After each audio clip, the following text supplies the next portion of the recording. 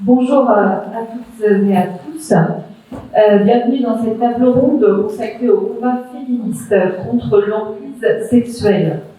Alors, qu'est-ce que l'emprise sexuelle? Nous allons aborder 3 éléments dans cette table ronde, 3 éléments qui se rejoignent finalement. La lutte contre le système prostitueur, la lutte contre l'excision et la lutte contre le voilement des femmes et des fillettes.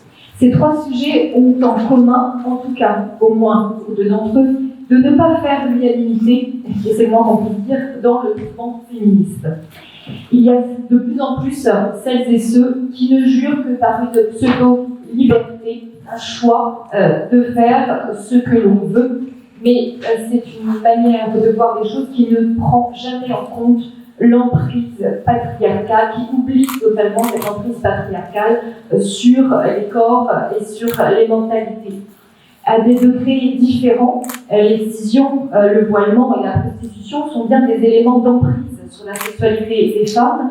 Par l'excision, elles sont mutilées. Par le voile, leur corps considéré comme forcément impur et caché, se doit d'être caché. Et par la prostitution, eh bien, elles sont vendues, exploitées. Et à chaque fois, c'est pour correspondre et répondre à la demande de la société patriarcale. Et avec ce triptyque, leur sexualité et leur corps ne leur appartiennent plus. Et aujourd'hui, certains mouvements dits woke, mais que l'on appelait finalement avant le relativisme culturel, continuent d'œuvrer soit pour régulariser la prostitution, soit pour faire passer le voile pour un vêtement comme un autre. Alors, pour comprendre où en sont les combats sur ces sujets, j'accueille Delphine Jarot, déléguée générale de l'Amicale d'Unis, une association abolitionniste, donc lutte contre le système prostitueur. Diana Toumba, de l'association franco-guinéenne Espoir et Combat de femmes, mais aussi de l'association Excision, Parlons-en. Et Naël Bestanji, militant laïque et féministe, qui publie bientôt Le linceul du féminisme, caresser l'islamisme dans le sens du voile. Alors, Delphine Jarot va peut-être commencer avec vous. Dans un premier temps, est-ce que vous pouvez nous rappeler tout simplement quels sont les combats de l'amicale du mouvement, de l'amicale d'Unis, pardon, ça y est, mélange, et les 2 sont proches, on va dire, ce n'est pas une grosse erreur. Et tout simplement définir votre engagement abolitionniste et nous rappeler tout simplement, même si je crois que dans la salle tout le monde est plutôt convaincu, mais pourquoi la prostitution n'est pas une liberté mais une emprise sexuelle. Oui, merci déjà pour cette invitation. Effectivement, alors juste pour une petite précision, la prostitution n'est pas une sexualité. Elle n'est que pour l'acheteur et encore, quand on les écoute, ça va être très épanouissant non plus. Déjà, je voulais situer d'où je parle, c'est-à-dire de l'Amicale d'Unis, que j'ai intégrée en mars 2020. Bon, c'était pas la meilleure période historique, mais je tiens à remercier tout le travail de terrain qui est effectué par tous les professionnels, notamment Stéphanie Godillac, directrice de l'Amicale d'Unis à Lyon, qui est ici présente. Notre association est abolitionniste comme l'État français, donc ce n'est pas un exotisme absolu. Nous sommes laïques, indépendantes de toute organisation partie. Nous sommes donc sur des principes abolitionnistes, des principes de laïcité, avec l'égalité entre les femmes et les hommes, faut-il le rappeler, la non-patrimonialité du corps humain, qui ne peut être considéré comme une marchandise, comme un bien, la dignité de toutes les personnes et l'intégrité physique et psychologique de toutes les personnes.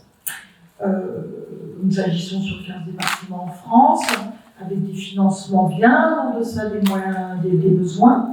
Et on agit notamment sur le plaidoyer, c'est-à-dire pour faire appliquer la loi et développer le périmètre de la loi.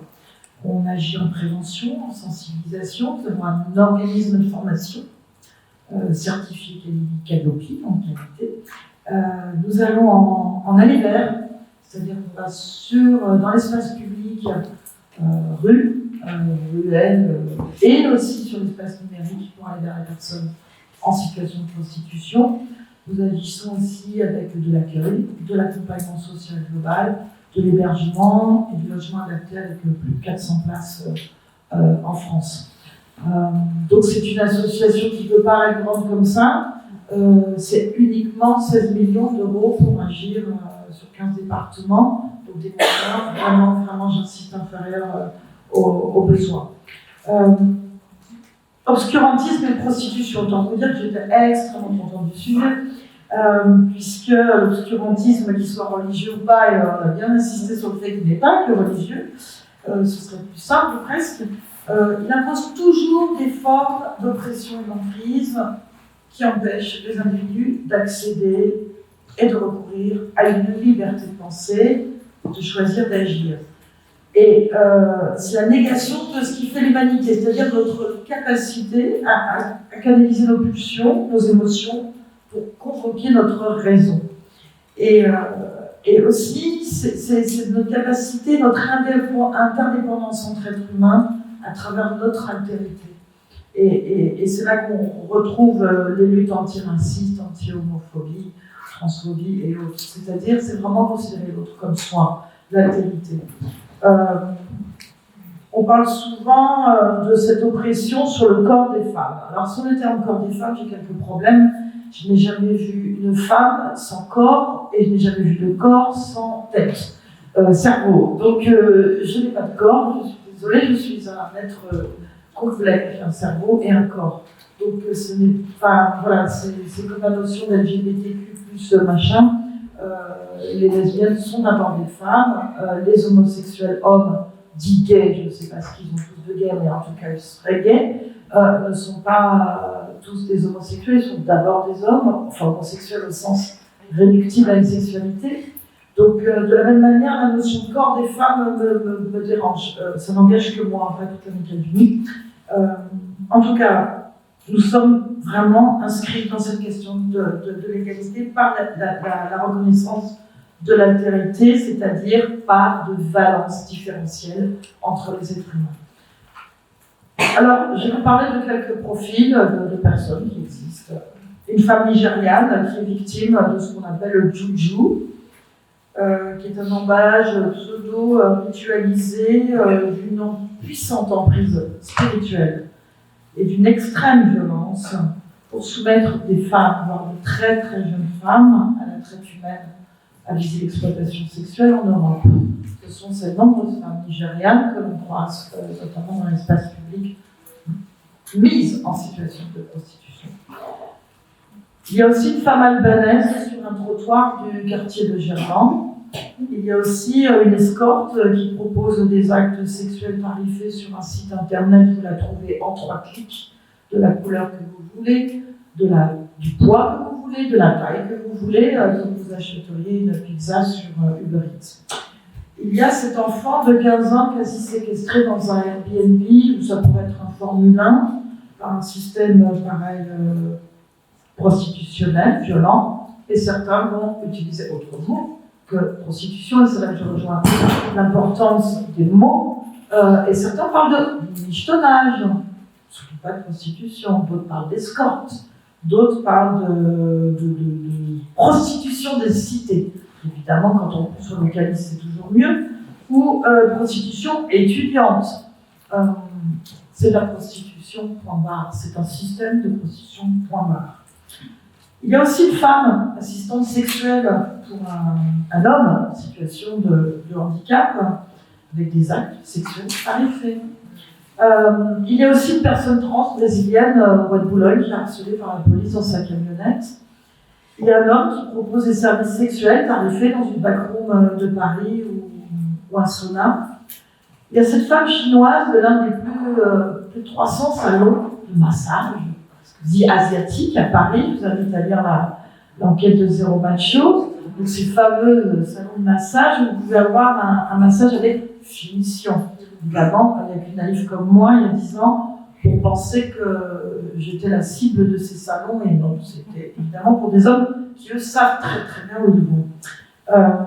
Et puis, il y a cet hallucinant manifeste « Touche pas à ma pute », dans le journal Causeur en 2013. Alors, je suis désolée, ça paraît vieux, mais quand même, des hommes qui ont osé utiliser le mot « touche pas à ma pute », recyclant ainsi non seulement la lutte antiraciste, mais aussi le manifeste des femmes qui avaient déclaré avoir fait le procédé l'IVG, donc vraiment du recyclage à vomir de référents historiques.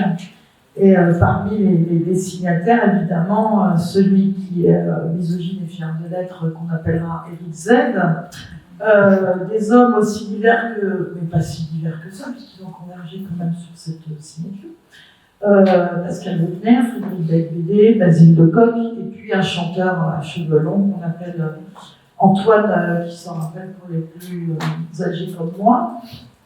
Mais un dont je ne me remets pas, Richard Malka, avocat de Charles Hebdo. Et puis, pardon, voilà, donc ça fait partie des douleurs. Et puis aussi les dits Antifa, je ne sais plus quoi, mais Antifa, qui, place de la République à Paris ou à Montpellier, ont molesté des féministes, abstentionnistes, au titre qu'elles étaient putophobes. La phobie fait tout petit, donc elles sont putophobes, voire clitophobes, et elles se revendiquent, je ne sais pas de quel mouvement, en tout cas Antifa, c'était des jeunes femmes, et c'est là qu'on discutait sur la question des engagements féministes intersectionnels, enfin tellement intersectionnels qu'une femme se réduit à clito, et on a été molestés dans ces manifestations, nos affiches ont été arrachées. Des bénévoles à Montpellier de notre association ont été molestés. C'est pour vous dire à quel point la lutte contre les pseudo-discriminations va jusqu'à briser la lutte pour l'égalité des droits entre les femmes et les hommes. Tout ce qu'il y a de commun dans cette liste, cette déplorable liste à la Prévert, c'est la domination masculine, c'est le patriarcat. C'est la valence différentielle des sexes qui règne sur la quasi-totalité de la surface du globe. De mon point de vue, quasiment depuis l'histoire de l'humanité, mais en tout cas au moins sur toute la surface du globe. C'est aussi la domination économique, celle qui a besoin d'argent, celui qui en dispose, et qui non seulement en dispose, mais qui estime que l'autre peut s'acheter. Ensuite, c'est un véritable colonialisme prostitutionnel qui est, et là je reprends les paroles d'un client qui dit « Allez là où les gens ont faim, choisissez un pays pauvre, allez chercher des femmes dans les régions dévastées par la famine, elles vous adoreront, elles prendront soin de vous, elles feront n'importe quoi pour vous, et pour tellement peu d'argent, juste pour manger un repas, et en plus, pour survivre. » C'est lié aussi du racisme, nommons les choses, c'est du racisme, qui déshumanise l'autre, la distancie. Comme cette personne en situation de prostitution ne ressemble pas à ma mère, ne ressemble pas à ma sœur, ne ressemble pas à mon épouse, eh bien, elle est autre. Et ça se trouve, elle n'est pas féminine, puis elle n'a pas les mêmes valeurs, puis peut-être même qu'elle aime ça. Donc il y a une distanciation qui n'est rien d'autre que l'absence de reconnaissance de l'altérité, qui s'appelle le racisme en espèce. Françoise Héritier disait que défendre le droit des femmes à se vendre, c'est masquer le droit des hommes à les acheter. Et ça, c'est extrêmement important. Notre association lutte auprès des personnes en situation de prostitution, n'a jamais lutté contre les personnes en situation de prostitution. C'est pour ça que c'est une violence inouïe pour nous de se faire traiter de putophobe. Donc, vraiment, cette question, la question n'est pas la question d'une femme souvent, c'est vraiment qu'un homme puisse l'acheter. Et le système prostitutionnel, c'est quoi? C'est avant tout le demandeur, c'est-à-dire l'acheteur d'actes sexuels, à 99% des hommes. Et là, ils sont prêts à tout. C'est les mêmes qui sont prêts à violer, c'est les mêmes qui sont prêts à commettre un sexe, c'est les mêmes qui sont donc capables d'acheter un être humain, mineur, majeur, femme, homme, trans, une enfant de 15 ans, nié devant le juge qui ignorait qu'elle avait 15 ans, comme un procès récent à Montpellier où on s'est porté constitution civile. Et le père de famille, qui avait quand même 3 gosses, donc une fille adolescente. Ah donc, je ne savais pas qu'elle était mineure. Elle a pris la prison, heureusement, pas suffisamment à notre goût. Mais jusqu'à nier, alors que ces acheteurs-là cherchent typiquement, précisément, des enfants parce qu'ils sont pédocriminels. Donc, ces acheteurs. Et le second, c'est le marché. Parce que c'est hyper lucratif, pas besoin d'investissement, pas besoin d'acheter de drogue ou d'armes ou je ne sais quel chose à trafiquer. Les personnes, que certains réduisent à des corps, ces personnes, elles existent, il suffit juste de les déplacer d'un espace à l'autre. Comme on parlait tout à l'heure du marché de la GPA, entre guillemets, marché, il suffit de déplacer, il y aura toujours de l'offre et de la demande, et bien géolocalisé. Et le troisième, évidemment, maillon de ce modèle très varié, c'est quoi? Ce sont ces victimes. Ces victimes de ces deux autres dimensions qui sont ces personnes en situation de prostitution. Et là, autant vous dire, je ne vais pas les dégainer, toutes les violences qui sont en amont du système prostitutionnel, ce n'est pas n'importe qui se retrouve en situation de prostitution. Ce sont des personnes en très grande vulnérabilité. C'est, alors, avec des parcours migratoires d'une violence inouïe. Ce sont des personnes qui ont grandi en France, aide sociale à l'enfance, des défaillances de l'aide sociale à l'enfance, de la police, de la PJJ, police judiciaire de jeunesse, des difficultés de ces services qui n'ont pas les moyens à la hauteur, qui font que ces personnes sont des violences subies dans la famille, évidemment, des violences subies en intrafamilial entre les parents. Ces gamins sont souvent les co-victimes des violences entre parents, enfin, de l'époux vers la maman, et sont très fréquemment, bien plus fréquemment qu'en moyenne, victimes de violences sexistes, sexuelles au sein de leur famille et de l'entourage. Ces victimes font des victimes idéales pour entrer dans le système, pour être mises dans le système prostitutionnel. Donc ce n'est pas n'importe qui. Et ensuite, elles subissent toutes les violences du système prostitutionnel lui-même. Imaginez, nous, toutes, femmes, hommes dans cette salle, la violence de subir des actes sexuels non souhaités. Et c'est pas je choisis un client, blablabla. C'est le client d'abord qui va choisir. Vous ne choisissez rien. Imaginez la violence d'une passe. Parce que certains parlent des violences se faire tabasser en tant que personnes prostituées. Mais elles sont tabassées chaque jour dans le cadre juste de la passe elle-même, sans être violentées physiquement par ailleurs, qui en plus existent, jusqu'à être assassinées juste parce que les personnes en situation de prostitution. La violence de la passe est inouïe. Et quand vous écoutez les clients, j'ai eu l'occasion de les entendre dans des stages de sensibilisation, les acheteurs vous disent que finalement la passe, c'est même pas terrible. Ce qui les excite, c'est l'idée qu'on puisse acheter un acte sexuel à n'importe quel moment. Quand je leur dis qu'il y a des applications pour rencontrer quelqu'un, aujourd'hui avec Tinder, machin, c'est quand même assez simple. Ils ont le culot de me dire, mais je suis moche. Je dis, pourquoi il n'y a pas de femme moche? Et je suis handicapée, mais pourquoi il n'y a pas de femme handicapée? C'est-à-dire que leur sexualité, leur pulsion sexuelle, pour eux, légitime l'achat d'un autre être humain, 5 minutes, 10 minutes, une nuit, en général c'est 5 minutes, tout est légitime. Et les pauvres, ils sont moches, et les pauvres, ils ne sont pas sur le marché du sexe. Et il y en a d'autres aussi, femmes. Pardon. Non, c'est moi. Malheureusement, on est pris par le temps et je voudrais aborder aussi l'aspect un peu législatif et concrètement comment vous luttez contre le système prostitueur. Parce que, comme vous le savez, en 2016, a été votée une loi visant à renforcer la lutte contre le système prostitutionnel. C'était une victoire pour les associations abolitionnistes, mais 5 ans après, il y a eu une évaluation de cette loi qui a montré, je cite, une absence de portage politique.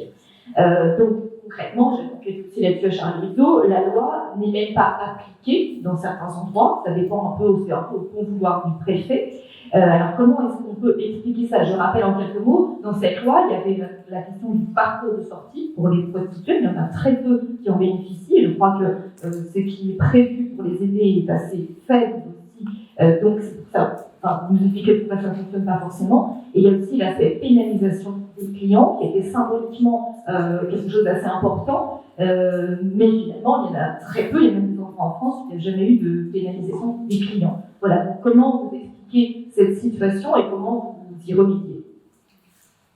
Alors, là, on irait même pas, puisque nous n'avons pas un pouvoir de police ni les moyens financiers pour, mais on lutte pour que ça s'améliore. Effectivement, une loi extrêmement douloureusement obtenue.